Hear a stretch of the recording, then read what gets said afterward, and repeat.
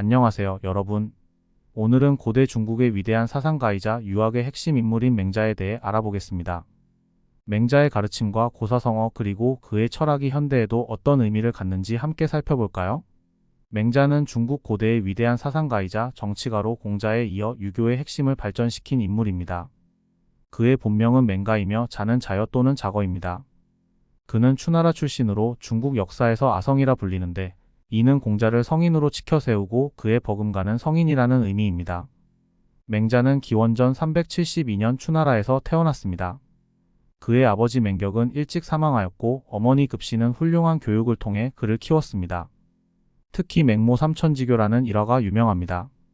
이는 맹자의 어머니가 좋은 교육 환경을 얻기 위해 3번이나 이사했다는 이야기로 어머니의 교육열을 상징합니다. 맹자는 공자의 사상을 계승하면서도 발전시켰습니다. 그는 인간의 본성에 대해 성선설을 주장했으며 인간은 본래 선하게 태어나지만 환경과 교육에 따라 달라질 수 있다고 믿었습니다. 그의 사상은 주로 맹자라는 책에 기록되어 있으며 이는 공자의 논어와 함께 유교 경전으로 중시됩니다. 그는 정치적으로 왕도 정치를 강조했습니다. 이는 군주가 덕을 바탕으로 백성을 다스려야 한다는 뜻으로 인의와 덕치를 핵심으로 합니다. 또한 민본 사상을 발전시켰는데 이는 백성은 나라의 근본이며 백성이 안정되어야 국가가 안정된다는 철학입니다. 맹자는 여러 나라를 돌아다니며 군주들에게 도덕과 정치를 설파했습니다. 양해왕, 제선왕 등과 같은 군주들을 만나 이상적인 정치에 대해 역설했지만 그의 사상이 현실에서 실현되기 어려워 좌절도 경험했습니다.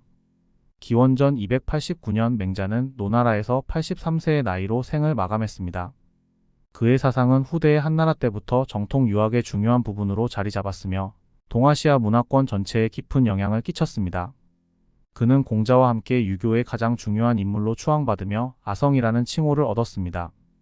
맹자의 철학적 가르침은 오늘날까지도 동양 사상의 중요한 토대가 되고 있으며 그의 인간에 대한 깊은 이해와 민본 사상은 여전히 중요한 가치로 남아 있습니다. 맹자의 사상은 공자의 유교 사상을 계승하고 발전시킨 것으로 인과 의를 중심으로 한 도덕 철학과 민본주의 정치 이념이 핵심을 이룹니다. 그는 인간 본성에 대한 깊은 이해와 정치적 이상을 설파하며 후대 동양 철학에 지대한 영향을 미쳤습니다. 그의 주요 사상은 다음과 같습니다. 성선설. 맹자의 성선설은 인간의 본성이 본래 선하다고 주장하는 사상입니다. 그는 모든 사람이 태어날 때부터 선한 마음을 가지고 있다고 믿었으며 이러한 선한 본성을 잘 개발하고 유지하는 것이 중요하다고 강조했습니다. 맹자는 인간의 선한 본성을 설명하기 위해 사단이라는 4가지 도덕적 씨앗을 제시했습니다. 먼저 측은지심은 남을 불쌍히 여기는 마음입니다. 예를 들어 어린아이가 우물에 빠지려고 하는 상황을 목격했을 때 누구나 자연스럽게 걱정하고 구하려는 마음이 듭니다. 이는 타인을 배려하고 돕고자 하는 인간의 본능이며 인의 시작이라고 할 수 있습니다. 일상에서도 길을 가다가 도움이 필요한 사람을 보면 도와주고 싶어지는 마음이 바로 측은지심입니다. 두 번째로 수호지심은 부끄러워하고 악을 미워하는 마음입니다. 사람은 옳지 못한 행동을 했을 때 죄책감을 느끼고 부끄러워하는데 이것이 바로 수호지심입니다.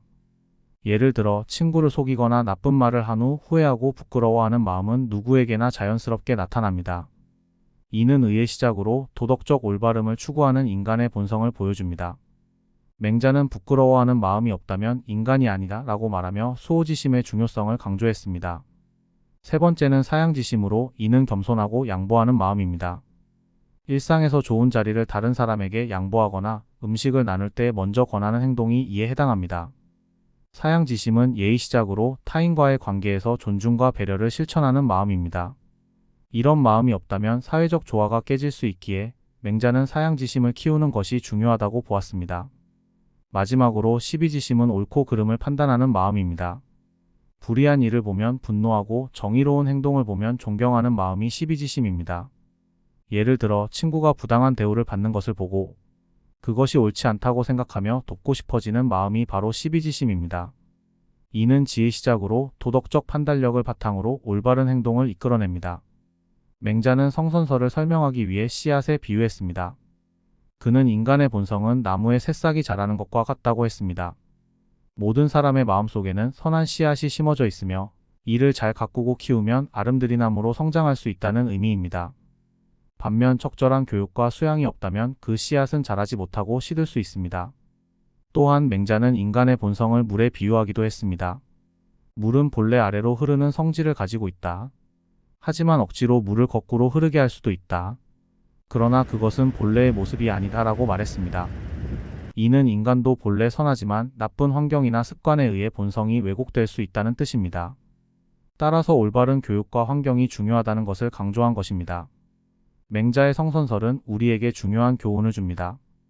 모든 사람은 본래 선한 마음을 가지고 태어나지만 그것을 개발하지 않으면 악으로 흐를 수도 있습니다.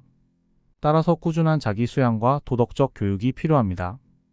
예를 들어 어린아이가 거짓말을 했을 때 그것을 꾸짖고 바른 길로 인도하면 그 아이는 나중에 정직한 어른으로 성장할 수 있습니다. 이는 성선설의 실천적 의미를 잘 보여줍니다. 맹자는 성선설을 통해 인간에 대한 깊은 신뢰와 낙관을 표현했습니다. 그는 우리가 타인을 배려하고 부끄러워할 줄 알며 겸손하고 정의를 추구할 때 비로소 진정한 인간다운 삶을 살 수 있다고 가르쳤습니다. 이 사상은 현대사회에서도 여전히 유효하며 우리가 일상에서 선한 마음을 실천할 때 맹자가 말한 성선설이 살아 숨쉬게 됩니다. 인의사상. 맹자의 인의설은 인간 본성의 선함을 바탕으로 도덕적 삶의 핵심인 인과 의를 실천해야 한다는 가르침입니다. 먼저 인은 사랑과 자비를 의미합니다. 인은 타인을 배려하고 공감하는 능력으로 맹자는 인을 모든 덕목의 근본이라고 보았습니다. 그는 측은지심을 인의 시작이라고 설명했습니다. 측은지심은 남의 고통을 보고 불쌍히 여기는 마음입니다. 예를 들어 어린아이가 길에서 넘어졌을 때 본능적으로 걱정하고 도와주고 싶은 마음이 바로 인입니다. 이런 마음은 특별한 교육 없이도 누구에게나 나타나며 맹자는 이를 인간 본성의 선함을 증명하는 근거로 삼았습니다. 일상에서도 어려운 상황에 처한 사람을 보면 자연스럽게 돕고 싶은 마음이 들 때 우리는 인을 실천하고 있는 것입니다. 반면 의는 옳고 그름을 판단하고 도덕적 원칙을 따르는 마음입니다. 맹자는 의의 근원을 수호지심에서 찾았습니다. 수호지심은 부끄러움을 알고 불의를 미워하는 마음입니다. 사람은 본능적으로 부정한 행동을 하면 죄책감을 느끼고 정의롭지 못한 상황에 분노를 느낍니다.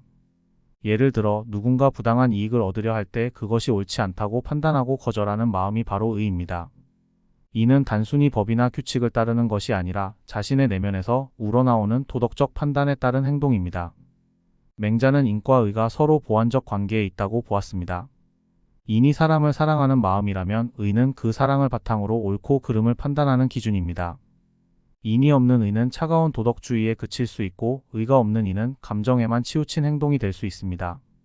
따라서 두 덕목을 균형 있게 실천해야 진정한 도덕적 인간이 될 수 있습니다. 맹자는 인의는 사람의 길이다라고 말하며 인과 의를 실천하는 것이 인간이 마땅히 가야 할 올바른 길임을 강조했습니다. 맹자는 또 대장부는 인과 의를 따를 뿐 이익을 좇지 않는다고 했습니다.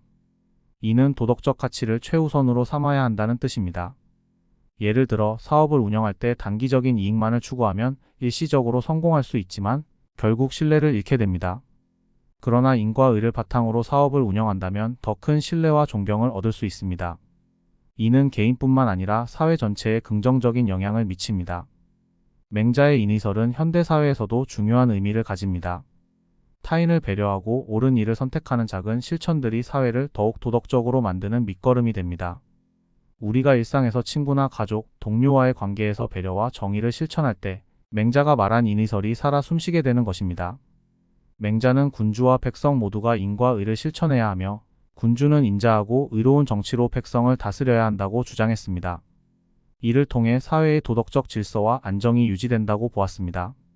왕도정치. 맹자의 왕도정치는 도덕과 인의를 바탕으로 한 이상적인 통치를 의미합니다. 왕도정치에서 가장 중요한 원칙은 군주가 백성을 진심으로 사랑하고 그들의 복지를 최우선으로 여기는 것입니다.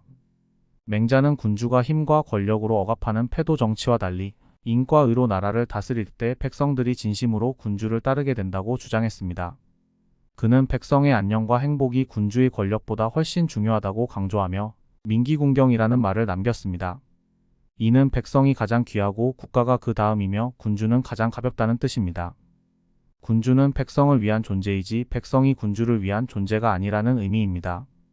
맹자는 군주가 백성의 삶을 안정시키고 경제적 불평등을 해소해야 한다고 주장했습니다.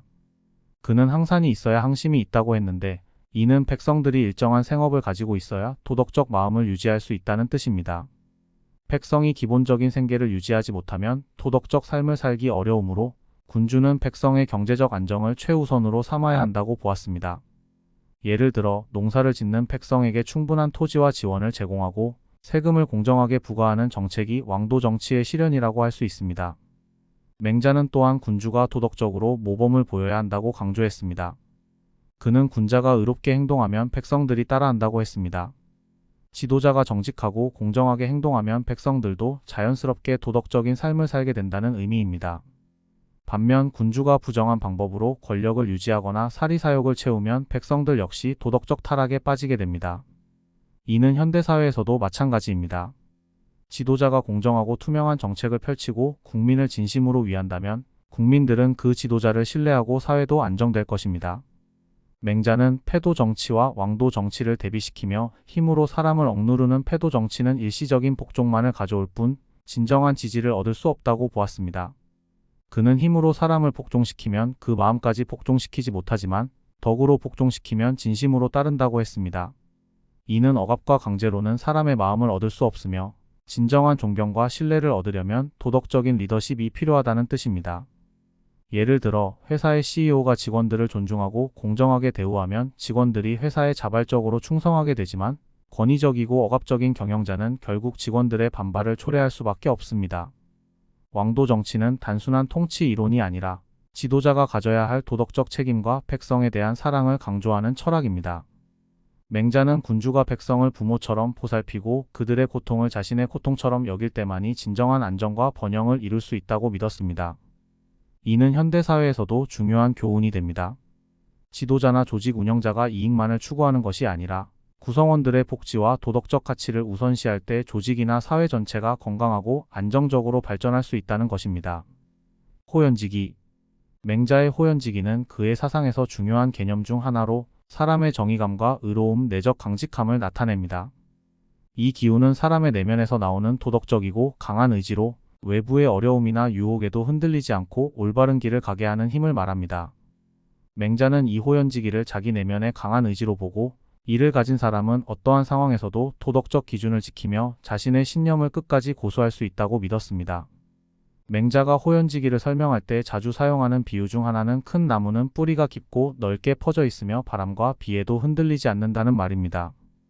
이는 사람이 강한 내면을 가지면 외부의 시련이나 압박에도 흔들리지 않으며 자신이 가진 도덕적 신념을 지킬 수 있다는 의미입니다.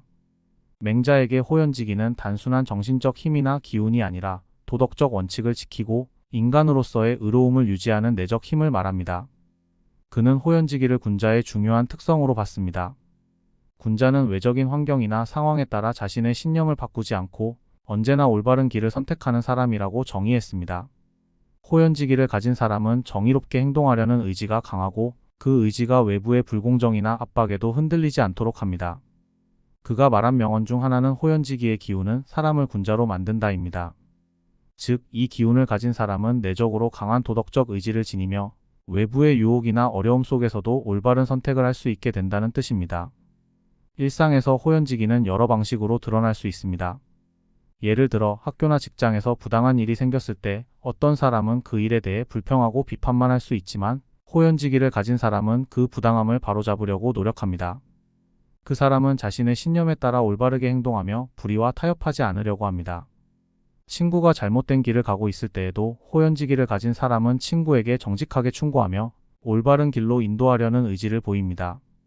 맹자가 강조한 호연지기의 또 다른 중요한 특징은 내면의 의로움과 자기 신념을 지키는 강한 정신입니다. 이 기운을 가진 사람은 자기 자신을 확고하게 지키며 외부의 압력이나 시련에도 흔들리지 않으며 자신의 도덕적 신념을 따릅니다.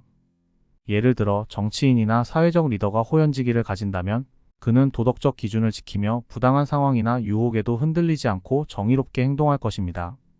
사회적 정의와 공정함을 중요시하는 지도자가 된다면 그의 리더십은 사람들이 따를 수 있는 모범이 될 수 있습니다. 이처럼 호연지기는 단순히 개인의 내면적인 힘만이 아니라 사회적 맥락에서 중요한 도덕적 역할을 합니다. 맹자는 이 기운을 가진 사람들이 사회에서 긍정적인 영향을 미친다고 믿었습니다. 예를 들어 부패한 사회나 조직에서 호연지기를 가진 사람은 불공정한 상황을 바로잡고 정의로운 방향으로 나아가도록 돕습니다. 맹자가 말한 호연지기는 결국 사람의 도덕적 의지와 내면의 강직함, 그리고 자기 신념을 지키는 힘을 의미합니다. 이를 통해 사람은 어떠한 외부의 압력에도 흔들리지 않으며 올바른 길을 선택하고 자신의 도덕적 기준을 지킬 수 있다는 것입니다. 이러한 특성은 일상적인 상황에서도 중요한 가치를 지니며 사람들에게 정의롭게 행동하는 용기와 자신감을 줍니다. 경제와 도덕의 조화. 맹자는 경제적 안정이 도덕적 삶을 살아가는데 필수적이라는 사실을 인식하고 있었습니다. 항상과 항심. 맹자는 경제적 안정이 도덕적 삶을 살아가는데 필수적이라는 사실을 인식하고 있었습니다. 그는 항산이 있어야 항심이 있다라는 말을 통해 사람이 경제적으로 안정되지 않으면 도덕적 기준을 지키기가 어렵다는 현실적인 관점을 제시했습니다. 여기서 항산은 일정한 재산이나 안정된 생계를 의미하고 항심은 흔들리지 않는 마음, 즉 도덕적 원칙을 지키려는 강한 마음을 의미합니다. 맹자는 경제적 여유가 있어야 사람은 도덕적인 이상을 추구하고 이를 실천할 수 있다고 믿었습니다. 인간은 기본적인 생존 문제를 해결하지 못하면 도덕적인 선택을 할 여유가 없게 된다고 본 것입니다. 즉, 경제적 안정이 없으면 사람은 생계 문제로 인해 불법적인 방법이나 부정한 수단을 선택할 가능성이 높아지기 때문에 도덕적 선택이 어려워진다고 생각했습니다. 반면 경제적으로 안정된 사람은 내면적으로 여유를 가질 수 있고 자신이 가진 도덕적 기준을 지키며 생활할 수 있습니다. 맹자가 말한 항산이 있어야 항심이 있다는 말은 경제적 기반이 있어야 도덕적 삶을 유지할 수 있다는 의미입니다. 생계가 불안정한 상황에서는 사람이 도덕적인 결정을 내리기 어렵고 경제적으로 여유가 생기면 도덕적 결단을 내릴 수 있는 여유가 생긴다는 것입니다. 맹자는 사람들에게 경제적인 안정이 도덕적 행동을 가능하게 하는 중요한 조건이라고 생각했습니다. 이 개념을 일상에서 어떻게 적용할 수 있을까요? 예를 들어 어떤 사람이 가난하게 살아가고 있고 생계를 위해 여러 가지 방법을 모색한다고 가정해 봅시다. 그 사람이 경제적인 안정이 없다면 생계를 위해 불법적인 방법이나 비윤리적인 수단에 의존할 수 있습니다. 반대로 경제적 안정이 있다면 사람은 생계 걱정 없이 정직하게 살아가려 할 것입니다. 예를 들어 정직한 방법으로 일을 하고 도덕적 가치를 지키며 정의로운 선택을 할 수 있게 됩니다.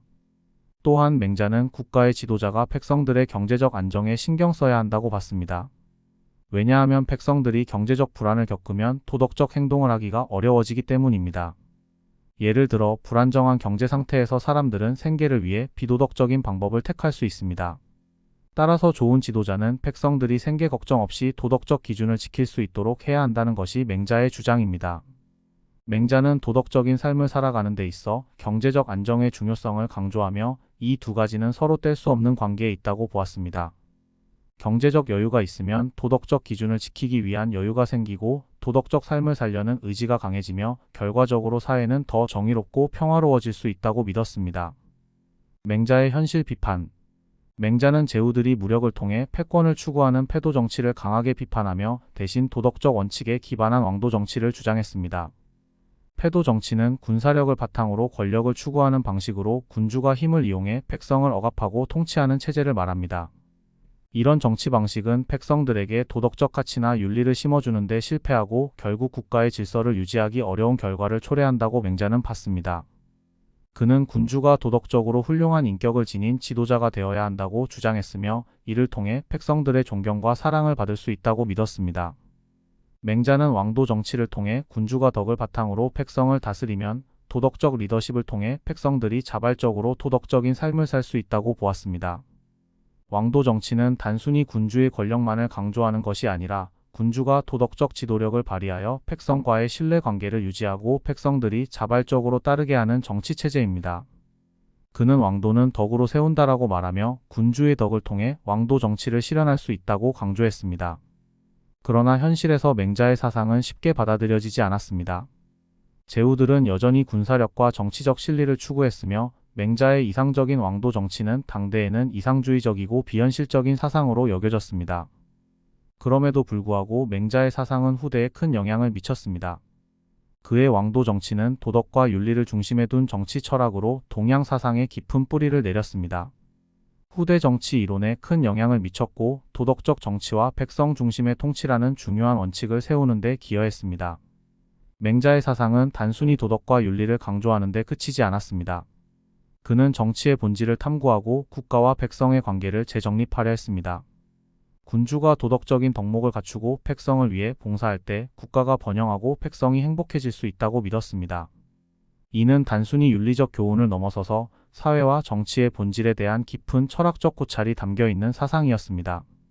맹자는 자신의 사상을 실현하기 위해 각국의 군주들에게 다가갔으나 당시 제후들은 그의 주장을 수용하지 않았습니다. 당시 사회는 군사력과 정치적 계산에 의해 지배되고 있었기 때문에 왕도 정치는 현실적이지 않다고 여겨졌습니다. 하지만 맹자의 사상은 시간이 지나면서 후대에 큰 영향을 미쳤습니다. 그가 말한 도덕적 정치와 왕도 정치는 오늘날에도 중요한 정치적 통찰을 제공하며 정치 지도자들이 도덕적 덕목을 기반으로 한 정치적 리더십을 발휘해야 한다는 교훈을 남겼습니다. 맹자의 사상과 한국. 맹자의 사상은 고려 말과 조선 초의 정치, 사회, 윤리에 큰 영향을 미쳤습니다. 유교는 한국에서 공맹의 가르침으로 주로 알려지며 그 중에서도 맹자는 정치와 사회의 본질을 탐구하면서 나라와 백성의 관계를 재정립하려는 깊은 철학적 고찰을 했습니다. 맹자의 사상은 단순히 도덕을 강조하는 데 그치지 않고 국가의 본질과 백성의 삶에 대한 현실적인 접근을 제시하며 그가 주장한 왕도 정치와 민본주의, 의로움은 이후 한국 역사와 정치에 중요한 영향을 끼쳤습니다. 고려 말 정치가 정도전은 맹자의 사상을 탐독하며 역성혁명론을 기반으로 조선 건국의 이념을 형성했습니다. 그는 맹자의 민본주의와 도덕적 정치를 중요한 기초로 삼았고 이 사상은 후에 조선 경국정과 같은 법정과 체제 구축에 반영되었습니다. 정도전은 민본이 나라의 근본이다라는 맹자의 가르침을 통해 왕과 신하 간의 도덕적 상호 책임을 강조하며 정치체제를 만들려 했습니다. 그에게 맹자의 사상은 백성의 삶을 보장하는 정치가 가장 중요한 국가의 임무라고 인식하게 했고 이러한 원칙은 실제로 훈구파와 살인파의 정치적 갈등 속에서 왕도 정치를 실현하려는 노력에 큰 영향을 미쳤습니다.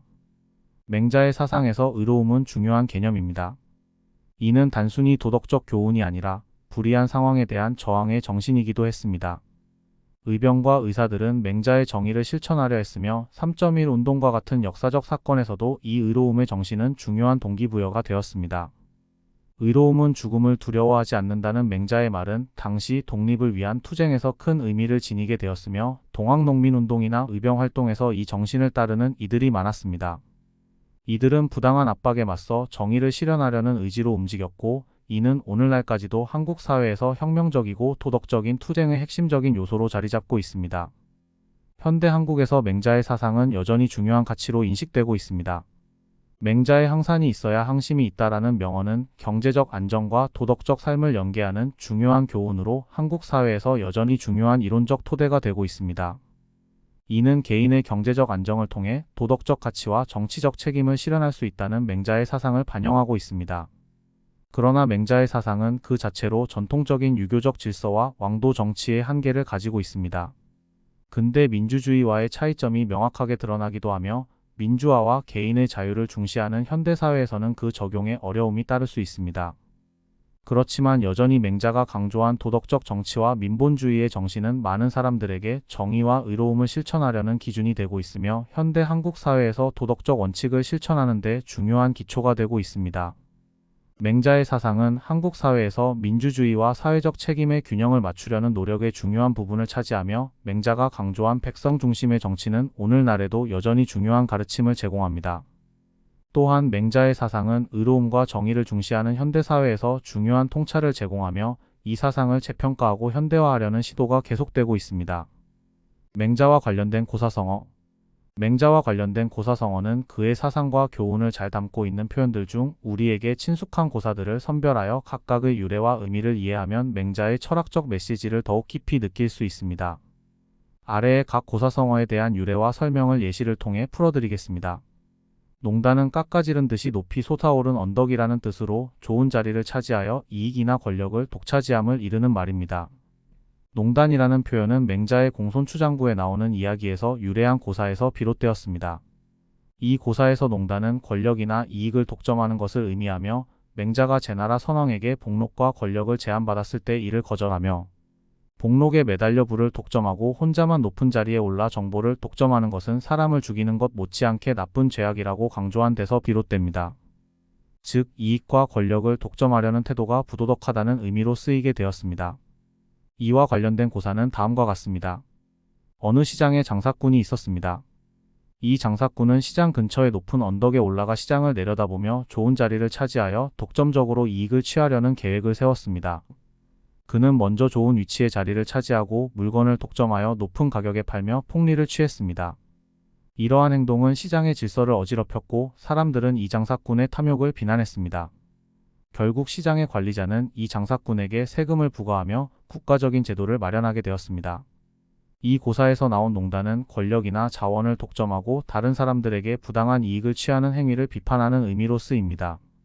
현대적인 예로는 되팔이나 불공정한 시장 독점 같은 경제적 상황에 적용될 수 있습니다. 따라서 농단은 본래 중심에서 결단을 내리거나 조정하는 역할에 긍정적인 의미를 가졌으나 이 고사를 통해 권력이나 이익을 부당하게 독점하는 행위라는 부정적인 의미로 확장되었습니다. 대장부는 본래 큰 어른 남자, 남자다운 남자를 의미하는 표현으로 여성에겐 여장부라는 표현이 대응됩니다.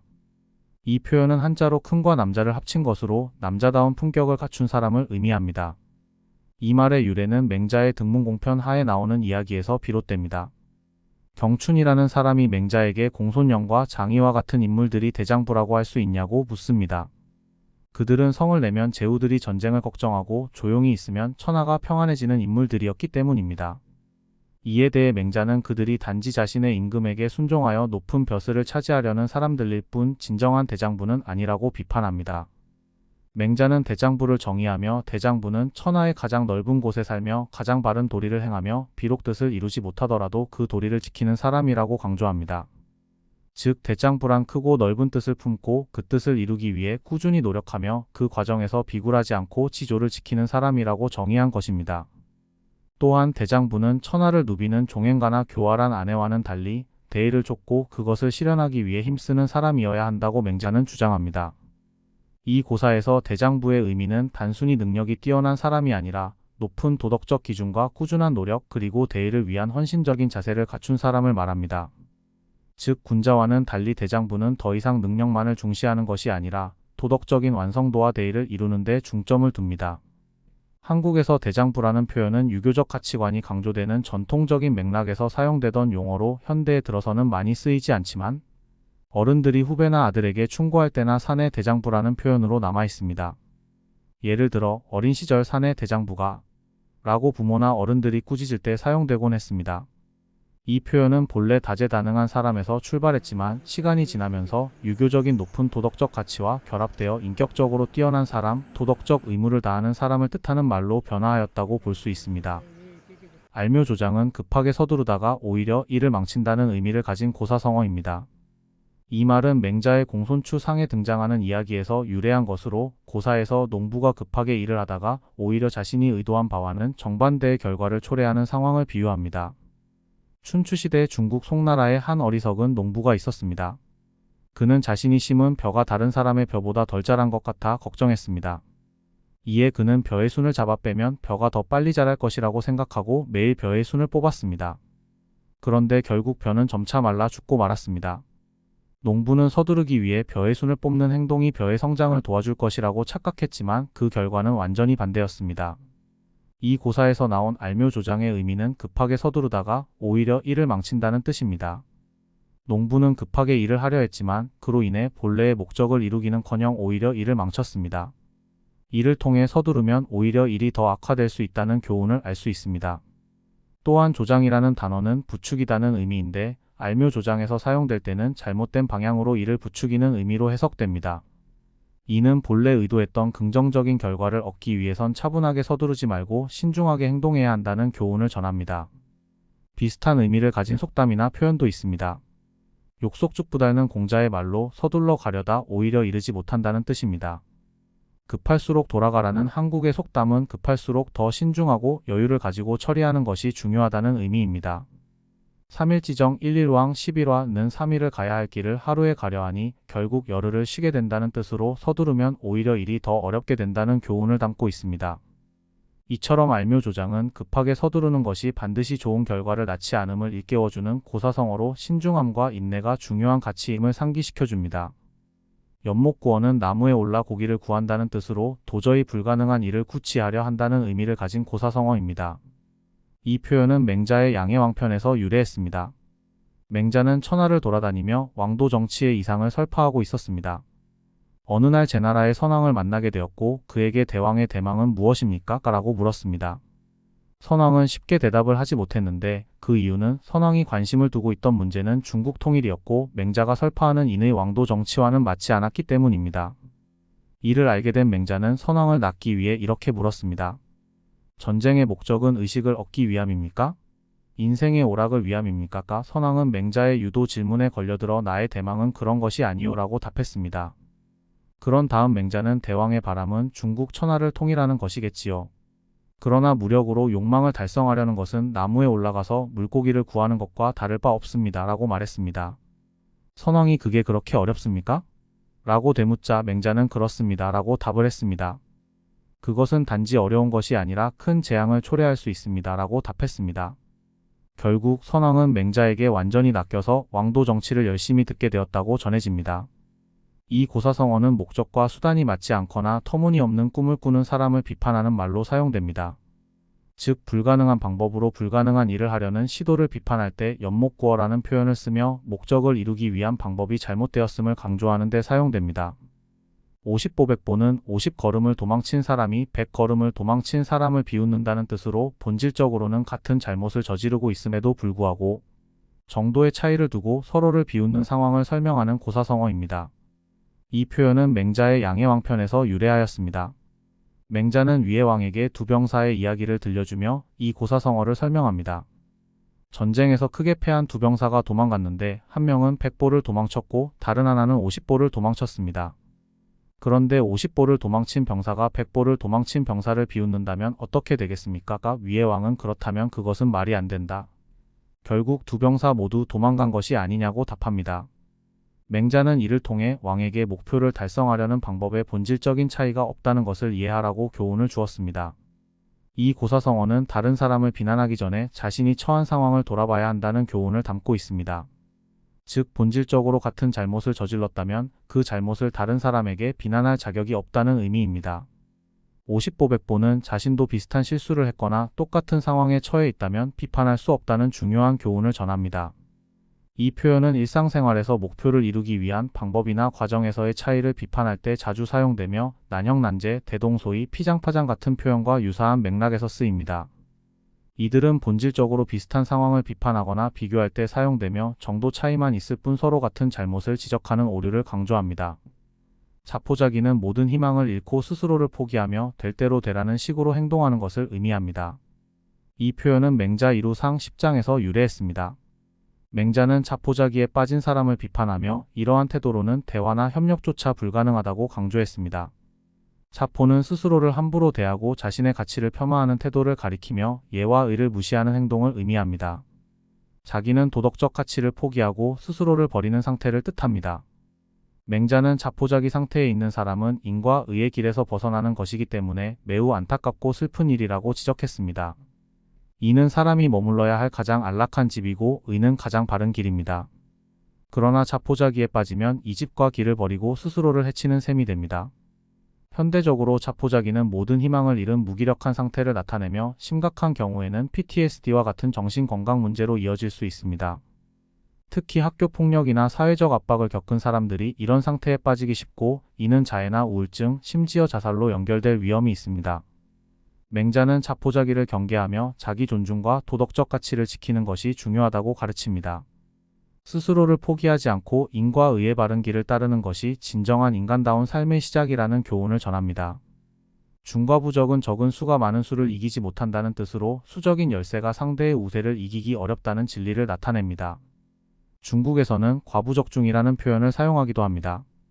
이 고사성어는 단순히 병력의 숫자뿐만 아니라 집단의 힘이나 자원의 규모가 중요한 상황에서도 적용됩니다.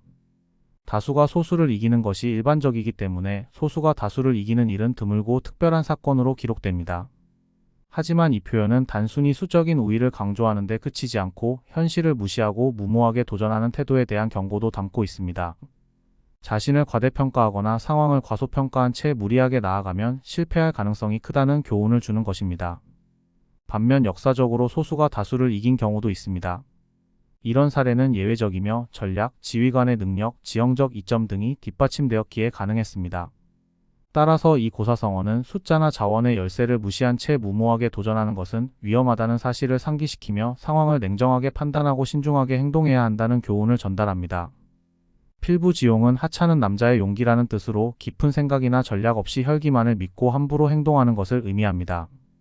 여기서 필부란 평범하고 보잘것없는 사람을 뜻하며 용기라는 단어가 포함되어 있지만 단순한 싸움 실력이 아니라 상황을 판단하고 대국적인 전략을 세우는 능력이 결여된 무모한 용기를 비판하는 말입니다. 이 고사성어의 유래는 맹자의 양해왕 하편에서 비롯됩니다. 맹자가 양나라 해왕을 만나 왕도 정치의 중요성을 설파하고 있었는데 해왕은 무력과 용기를 중요시하는 성향을 드러냈습니다. 이에 맹자는 해왕에게 다음과 같은 교훈을 줍니다. 맹자는 먼저 대국은 소국을 겸손한 태도로 대해야 하며 이는 인자만이 할 수 있는 어려운 일이지만 역사적으로 위대한 왕들은 이를 실천했다고 말했습니다. 이를 통해 대국이 힘을 남용하지 않고 도덕적으로 바르게 행동해야 한다는 점을 강조했습니다. 그러나 해왕은 자신의 성향을 숨기지 않고 나는 용기를 즐기는 성품이 있으니 어떻게 해야 하느냐? 라고 물었습니다. 이에 맹자는 해왕에게 소용을 경계하라고 충고합니다. 그는 칼을 매만지고 눈을 부라리며 상대를 겁박하는 것은 단지 하찮은 용기일 뿐이라며 이러한 용기는 한 사람을 상대할 때나 유효하다고 비판했습니다. 맹자는 이를 필부의 용기라고 지칭하며 단순한 혈기나 물리적인 힘만 믿고 나아가는 것은 진정한 용기가 아니며 국가를 다스리는 지도자가 가져야 할 도덕적이고 전략적인 용기와는 거리가 멀다고 지적했습니다. 맹자는 진정한 용기란 단순히 무력을 휘두르는 것이 아니라 큰 그림을 보고 도의를 실천하며 백성을 위하는 정치적, 도덕적 판단에서 나온다고 강조했습니다.